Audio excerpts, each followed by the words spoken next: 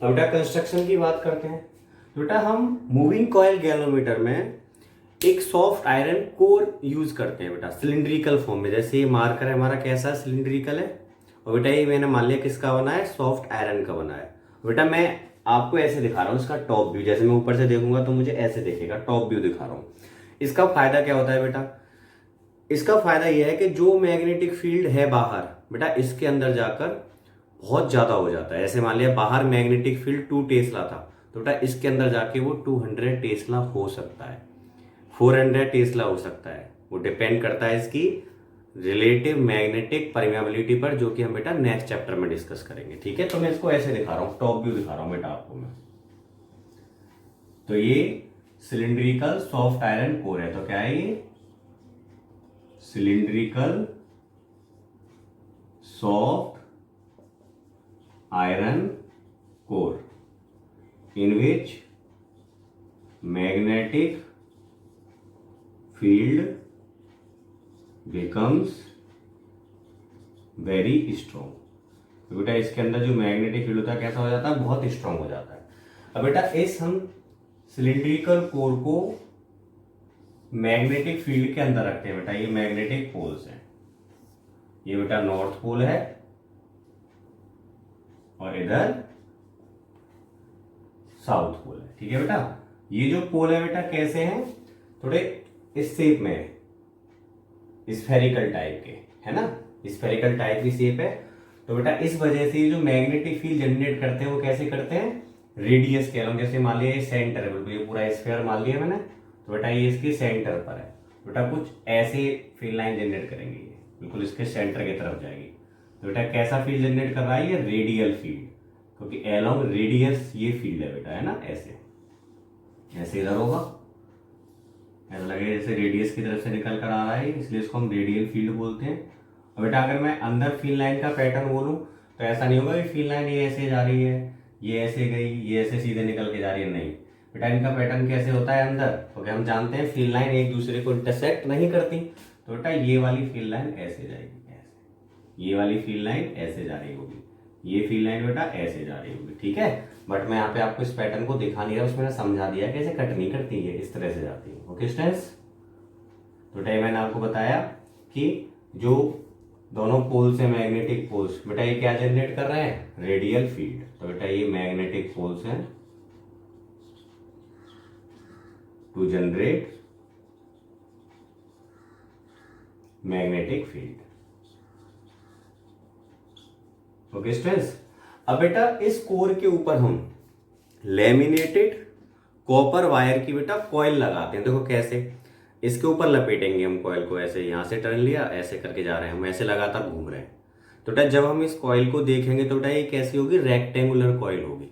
तो उसके मैं ऐसे दिखा रहा हूं आपको, देखो ये कॉइल है बेटा, ये बहुत सारे सेंटर है, यहाँ पे बेटा एक्स रोटेशन जारी होगी यहाँ से, इसका अंदर इसके अबाउट में इस कॉइल को रोटेट कराएंगे हम। ठीक है, यहाँ से क्या है, इसकी एक्सिस ऑफ रोटेशन है बेटा। इस टाइप से ये रेक्टेंगुलर कॉइल है, ये मैं लिखे दे रहा हूं यहाँ पर, रेक्टेंगुलर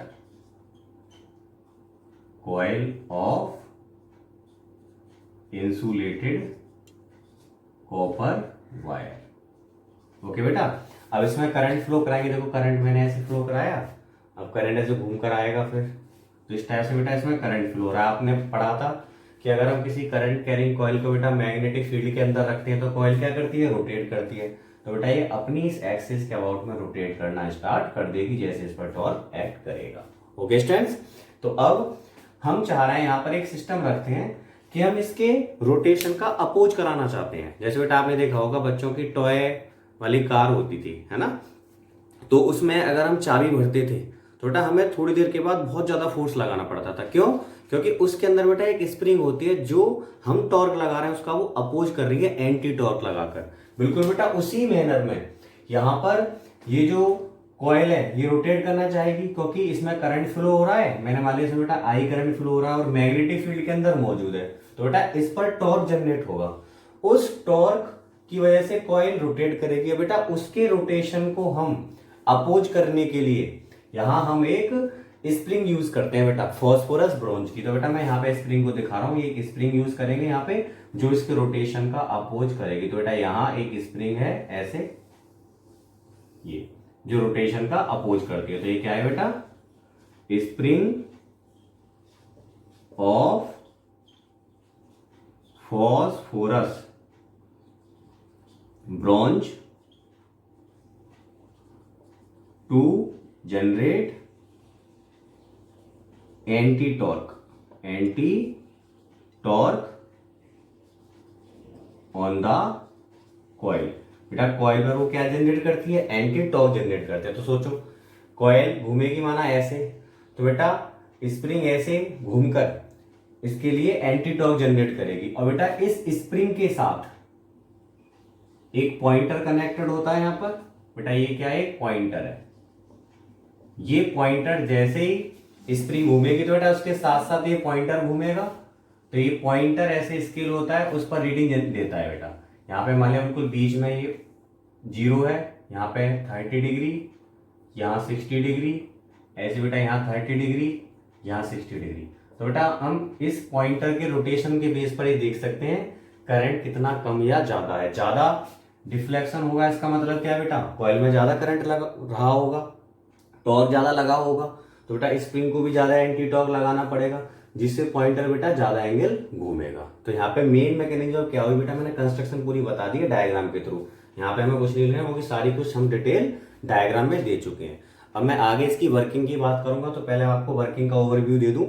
बेटा जैसे ही हम इस कॉइल में करंट फ्लो करते हैं, तो उस करंट फ्लो करने की वजह से कॉइल पर बेटा एक टॉर्क जनरेट होता है, कितना होगा, NIAB sin थीटा। लेकिन बेटा ये फील्ड कैसा है, रेडियल है। तो रेडियल फील्ड होने की वजह से बेटा थीटा हमें हर बार कितना मिलेगा, 90। तो बेटा क्या होगा, टॉर्क NIAB। तो बेटा ये टॉर्क लगा तो कॉइल ने रोटेशन स्टार्ट कर दिया। अब बेटा स्प्रिंग क्या करेगी, इसके लिए एंटी टॉर्क जनरेट करेगी। तो बेटा उस एंटी टॉर्क की वजह से फाइनली कॉइल का रोटेशन रुक जाएगा और पॉइंटर किसी ना किसी रीडिंग पर होगा। तो बेटा हम उस रीडिंग की बेस पर ये देख सकते हैं करंट कितना कम या ज्यादा। अगर डिफ्लेक्शन ज्यादा होगा तो बेटा इस कॉइल में करंट ज्यादा होगा, डिफ्लेक्शन कम है तो कॉइल में करंट कम होगा। अब बेटा बात करें इस फॉस्फोरस ब्रोंज की, तो बेटा जो फॉस्फोरस ब्रोंज जो स्प्रिंग है, एक्चुअल में फॉस्फोरस ब्रोंज ही क्यों यूज किया है, क्योंकि फॉस्फोरस ब्रोंज बेटा बहुत सॉफ्ट मेटल है, जिससे अगर थोड़ा भी कॉइल टॉर्क जनरेट करती है तो बेटा ये उसको रेस्पॉन्ड करता है एंटी टॉर्क देकर। अगर बेटा ये हार्ड होती है स्प्रिंग तो टॉर्क तो लगा, लेकिन बेटा ये एंटी टॉर्क इतना ज्यादा लगा दिया इसने कि कॉइल को इसने घूमने नहीं दिया, तो हमें पता ही नहीं पड़ेगा करंट फ्लो हुआ या नहीं हुआ। तो ये इससे क्या होता है, छोटे से छोटे करंट को बेटा ये रेस्पॉन्ड करता है, जिससे जो हमने मूविंग कॉइल गैमेटर यूज किया है उसकी सेंसिटिविटी इंक्रीज हो जाती है बेटा, है ना। तो इसलिए हम यहाँ पे फॉस्फोरस ब्रोंज का यूज करते हैं। Okay students, now pause the video and note it down. अब बेटा इसकी वर्किंग की बात करते हैं। तो when we flow current I in coil, then torque acting on it। तो बेटा कितना टॉर्क एक्ट करेगा उस पर फॉर्मूला पढ़ा था, NIAB साइन। बेटा यहाँ पे रेडियल फील्ड है, इस वजह से एंगल कितना होगा, 90 डिग्री। वैसे हम देख सकते हैं यहाँ से, जैसे ये फील्ड था बेटा, ये कॉइल है, कॉइल का परपेंडिकुलर, दोनों में एक एंगल बन रहा है कि नहीं। तो बेटा इस फील्ड का बेटा ये वाला कंपोनेंट तो कॉइल के अलोंग हो जाएगा, ऐसे तो कोई टॉर्क लगेगा नहीं। बेटा टॉर्क हमेशा किससे लगेगा, परपेंडिकुलर से। और बेटा रेडियल फील्ड होने की वजह से हमेशा हमें परपेंडिकुलर कंपोनेंट मिलेगा ही। तो बेटा इसलिए हम यहाँ पे क्या लिखते हैं, साइन 90।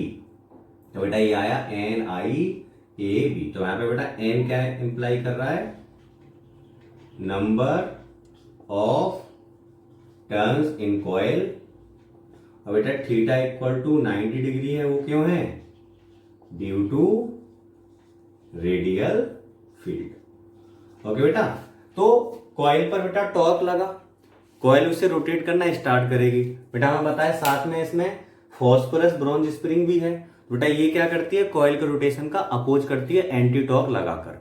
अगर मैं ये मान के चलूं कि कॉइल बेटा यूनिट डिग्री घूमे, तो स्प्रिंग उसको एंटी टॉर्क दे के, तो कॉइल के यूनिट डिग्री रोटेशन के लिए जो स्प्रिंग है वो बेटा कितना एंटी टॉर्क प्रोड्यूस कर रही है, के। तो बेटा हमें जितना भी रोटेशन करना होगा के साथ मल्टीपल कर देंगे। यहां पर हम यहां पे बोल रहा हूं मैं, if spring produces anti torque K for unit rotation of the coil, then बेटा यहां तक के लिए नोट करो, फिर आगे बढ़ते हैं। Then anti torque generated by spring for 5 rotation. अब बेटा मैं कितना रोटेट कर रहा हूं इसको, हमने माना कॉइल करंट की वजह से बेटा कितना रोटेट हुई, 5 रोटेशन ऑफ कॉइल। तो बेटा कॉइल की 5 डिग्री रोटेशन के लिए एंटी टॉर्क क्या होगा बेटा, इसको मैं टॉ डैश बोल दे रहा हूं, तो बेटा वो क्या आ जाएगा K5। अब बताओ कॉइल का रोटेशन कब बंद होगा बेटा, जब ये टॉर्क और एंटी टॉर्क आपस में बराबर हो जाएंगे। बेटा इसको इक्वेशन 1 बोल दे रहा हूं, इसको इक्वेशन नंबर 2। अब आगे बढ़ते हैं बेटा, इसको रख कर रहा हूं सारे फॉर्म में। When this anti-torque of spring becomes equal to torque on coil, then rotation of coil stops। सो बेटा हम यहां से कह सकते हैं कि जो एंटी टॉर्क टॉ डैश है बेटा किसके बराबर हो जाएगा, टॉ की। बेटा टॉ डैश की वैल्यू K5 और टॉ की वैल्यू कितनी थी बेटा NIAB। अगर बेटा यहां से मैं ये देखूं कितना रोटेशन होगा, एक्चुअल में हमारी रीडिंग किसके बेस पर है बेटा, पॉइंटर के रोटेशन के बेस पर। के पॉइंटर कहां पहुंचा है, किस रीडिंग के सामने है पॉइंटर, है ना। तो हमारा मेन एम यहाँ पे 5 को निकालना है। तो बेटा 5 कितना आएगा NAB अपॉन K इंटू में I। तो बेटा ये 5 की वैल्यू आई। बेटा यहाँ पर जो NAB अपॉन K है बेटा इसको हम डायमीटर कांस्टेंट बोलते हैं। तो मैं यहाँ पे लिख सकता हूं मैं से, और 5 equal to GI, here G equal to NAB upon K is galvanometer constant, is galvanometer constant। Okay बेटा, ये देखो गैल्वेनोमीटर कांस्टेंट जितना ज्यादा होगा डिफ्लेक्शन उतना ही ज्यादा होगा, और हमारा जो गैल्वेनोमीटर है उतना ही ज्यादा सेंसिटिव होगा। तो बेटा बताओ ये किस किस पर डिपेंड कर रहा है, टर्न्स ज्यादा होने चाहिए इसके ज्यादा होने के लिए, कॉइल का एरिया ज्यादा होना चाहिए, फील्ड स्ट्रॉन्ग होना चाहिए, जो किससे मिल रहा है बेटा हमें, सॉफ्ट आयरन कोर से मिल रहा है। और बेटा ये जो K है, K की वैल्यू बहुत कम होनी चाहिए। इसका मतलब क्या है, K कम होने का मतलब जो स्प्रिंग है बहुत ज्यादा सॉफ्ट होनी चाहिए बेटा, इसलिए हम फास्फोरस ब्रॉन्ज यूज करते हैं, जिससे जो एंटी टॉर्क मिल रहा है बेटा यूनिट रोटेशन के लिए वो हमें बहुत कम मिले, जिससे कि बेटा एंगल सही आए। क्योंकि अगर एंटी टॉर्क बेटा एकदम बहुत ज्यादा मिल गया तो कॉइल रोटेट कर ही नहीं पाएगी। तो हम चाहेंगे कि जो एंटी टॉर्क प्रोवाइड कर रहा है स्प्रिंग यूनिट रोटेशन के लिए कॉइल के लिए वो कम से कम हो, जिससे कॉइल किसी पर्टिकुलर करंट के लिए ज्यादा रोटेट कर पाएगी पॉइंटर को जो उसके साथ कनेक्टेड है। Okay students, now pause the video and note it down.